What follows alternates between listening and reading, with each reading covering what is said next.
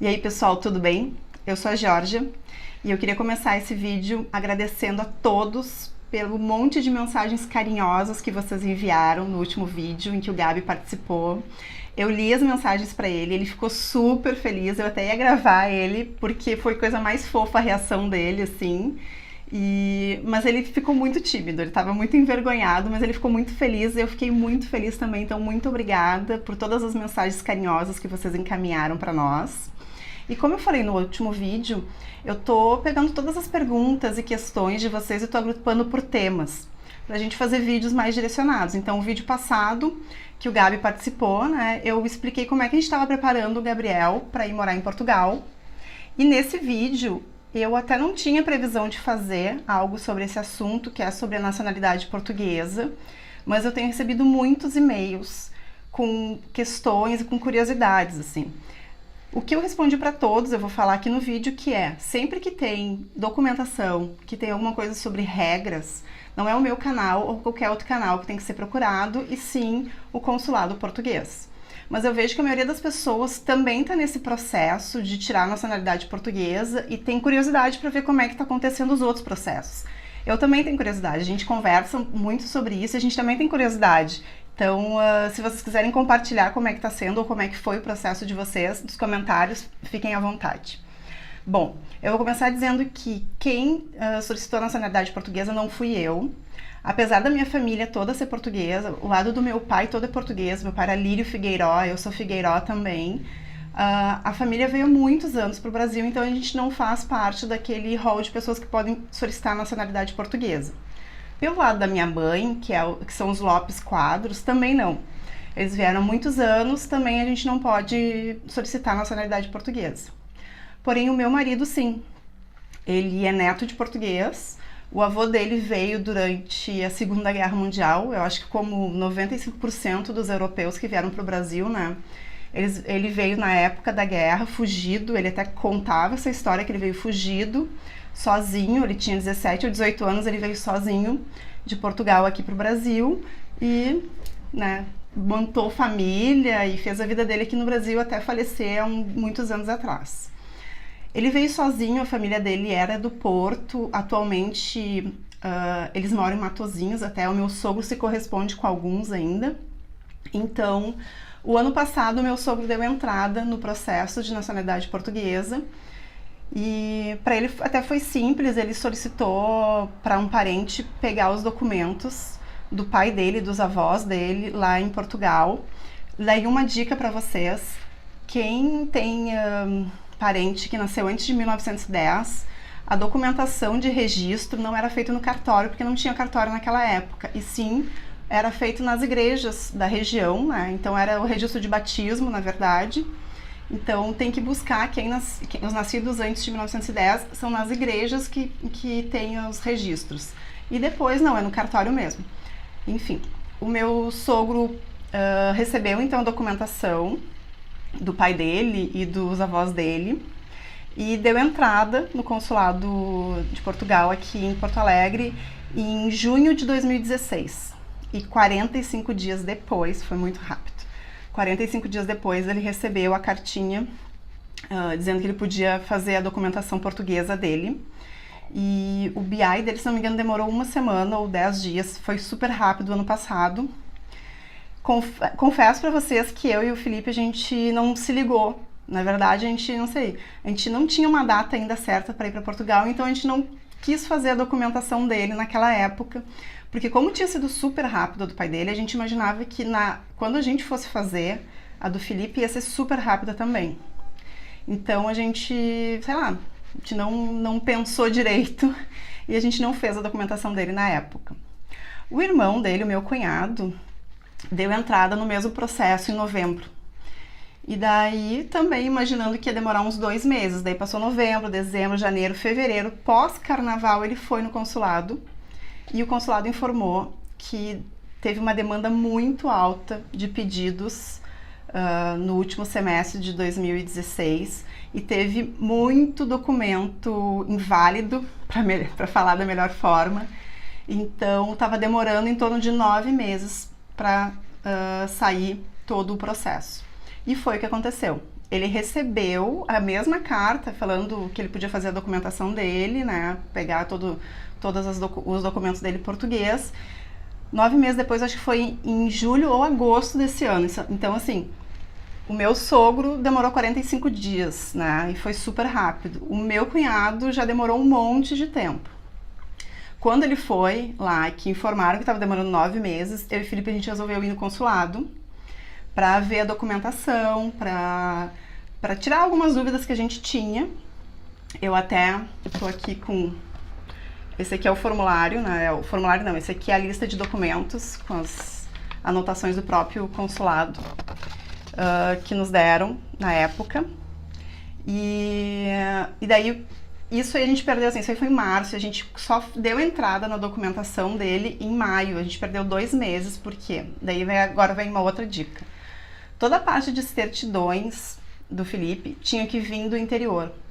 E daí, consulado não, desculpa. E daí o cartório do interior, ele demora mais tempo, acabou demorando mais tempo para ele.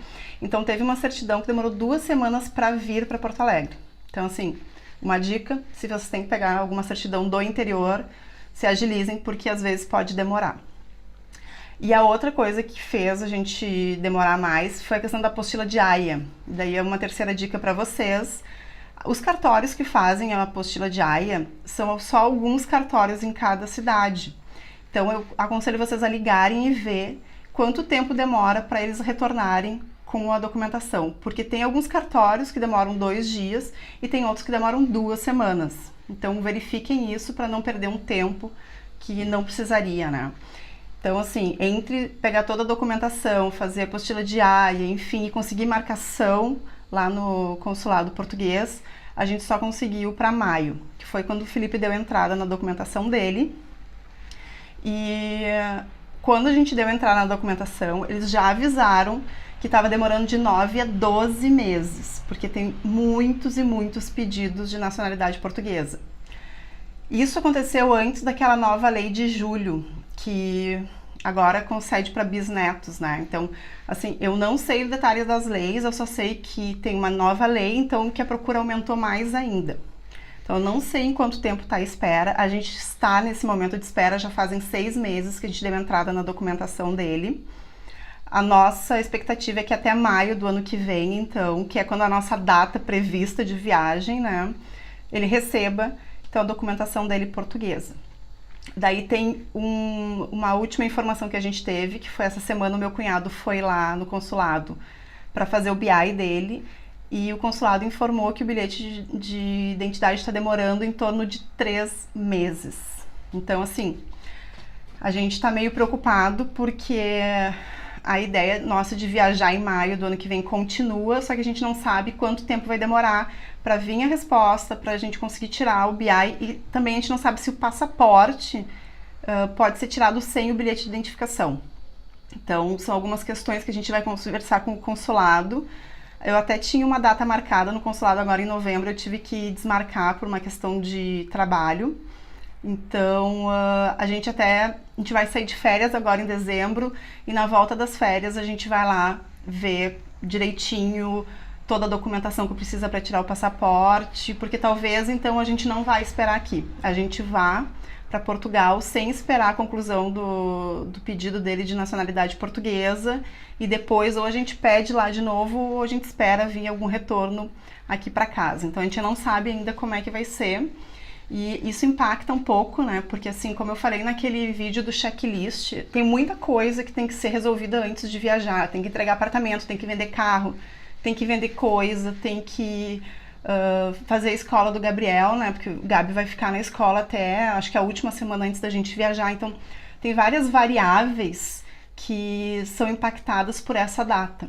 Assim, nosso plano continua maio, e a gente conversou, e se tudo der errado, ou seja, não chegar a documentação dele de nacionalidade, ou, sei lá, não conseguir tirar o passaporte a tempo, tudo isso, ele vai normal, com o passaporte brasileiro dele, e depois a gente solicita de novo a documentação lá em Portugal.